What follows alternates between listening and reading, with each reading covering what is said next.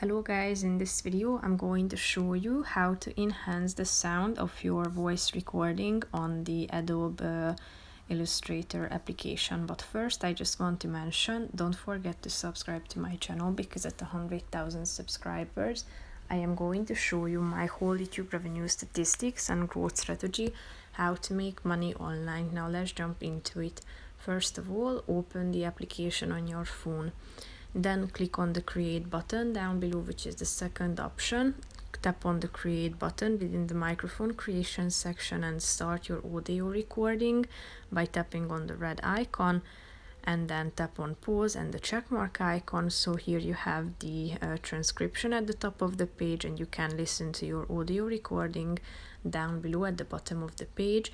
And if you want to enhance the voice recording, the sound of it, then click on this button on the left side corner of the screen, enhance voice recording. As you can see, the sound is being enhanced. The sound is enhanced, as you can see, and tap on the save button at the top of the page and then save to your library. So basically that's it for this video, guys. See you in the next one. Bye bye.